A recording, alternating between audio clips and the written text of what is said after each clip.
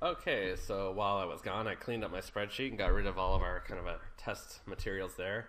So let's dive in. And what I'm going to try to do is keep each video to about 5 minutes, definitely under 10 minutes, just so it doesn't get to be like a 20-minute video that you're trying to follow along. Gives you a bit of a break if you need to catch up or go back and review something. So first things first, we have our spreadsheet. I highly encourage you to save it and save it often. You also probably want to turn on your Excel, maybe auto save to save every 5 minutes. There's nothing worse than maybe having your computer crash and finding out you spent a good hour on something and it didn't save it. So I've already saved it. I've named mine Udemy Financial Modeling Course Forecast. So first thing, I want to keep this tab just if we have any additional notes or maybe during the while we're recording here, I think of something I want to talk about later, include in a handout. I can jot a note down for you guys. And just so we keep focus on this. So I'm going to name this tab Notes. And the way you name a tab, just double click on the name. You see it kind of highlighted. Notes. So you wouldn't typically have this in your financial model, but for now we'll keep it and maybe we'll clean it up at the end. So first thing we need to do is start framing our assumptions. So let's name our tab Assumptions. Oh, that's right. We have our old formula, and since I cleaned up our sheet, we'll just delete that. So before I start filling this, I'll just say, the Assumptions tab is really pretty much the most important tab in your financial model. This is where you're going to be inputting all the numbers and all the data that drives the rest of the model. So the Assumptions tab is really kind of the focus. You have to get your assumptions correct. The rest of the tabs are more a function of your assumptions, just financial, reports that you're building off your assumptions. So let's get it right. So again, everybody has their own kind of style of financial modeling. We're going with mine, obviously. I do kind of mix it up between entering stuff, building formulas, and formatting. So you'll just kind of have to bear with me if I'm a little bit all over the place throughout the course. Hopefully you'll see it all comes together nicely at the end. So first, assumptions. I like to make a nice title. I like to bold it. Usually put the font a bit bigger.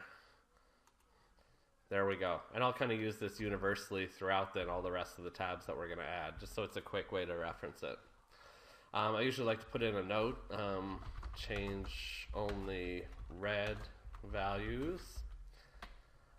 Another quick note for you, I'll have more Excel, little lessons along the way. If you go to a cell, and again, I'm just arrowing around on my keyboard, highlight it and hit F2. That brings up the edit thing. You see the little cursor. Hit escape and it goes away.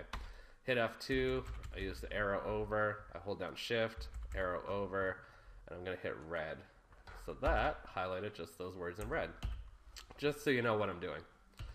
Hit save. I save often. You might not even catch it. It saves pretty quickly. You might see down here it'll say escape to cancel.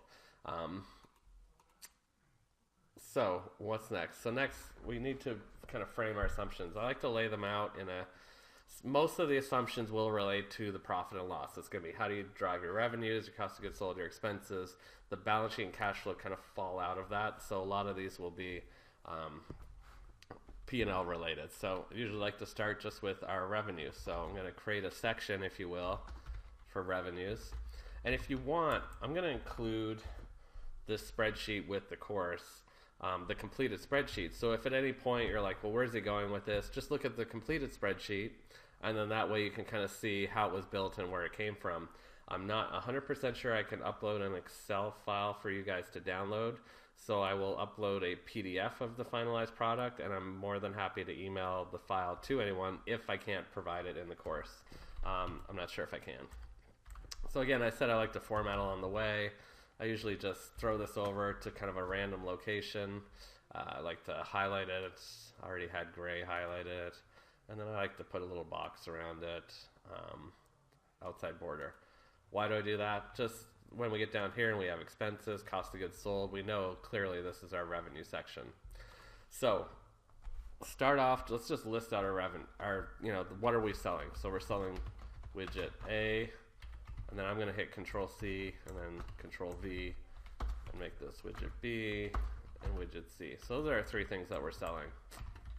Move these down just a touch. So a choice you have to make now is your time frame that you're forecasting. How many years are you going to forecast? So one, hopefully more than one, but probably no more than 5. And what kind of frequency are you going to display your reports on? Are you going to do them monthly or quarterly or yearly? Typically, any situation I've been involved in, you're looking at doing more frequently than yearly. People want to see their revenues. I would say typically you'd be looking at monthly. For the purposes of this, we're just going to do it quarterly, kind of, reduce the number of cells that we have to populate. If it was monthly, for 3 years, we'd have 36 cells. Quarterly, we only have 12 then. So your common kind of x-axis here is going to be your periods. So let's do, and I'm just going to put them here. So year 1, Q1, and this would be year 1, Q2, and then to speed this up, we'll just copy and edit. So this is going to be year 2, Q1, and hopefully I can get through some of this stuff quickly just so you're not sitting there twiddling your thumbs. And then this will be year 3, year Q1, Q2, 3, and 4.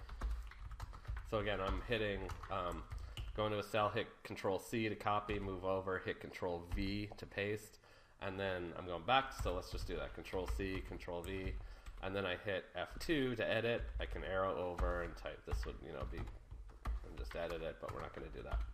Okay. I like to center it. Again, we're working on the formatting along the way a little bit. Hopefully it doesn't annoy you people. We'll bold it. And there we go. And then the nice thing is, too, is we get down to other sections. Now we have this laid out. We can just copy this down to the other sections. So we have our products. We have our quarters. So we kind of have to decide. And the way that I've typically laid out forecasts like this, and again, this is more of a generic, kind of a simple business. They have 3 products they sell. They're probably just going to forecast for each product, for each quarter, how much they're going to sell. They're going to dump in a number and say, well, we're going to sell 10 here, and then 15, and then 20, etc.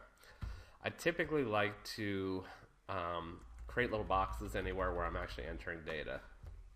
So again, we're going to do one of these, but also want to actually fill it in here.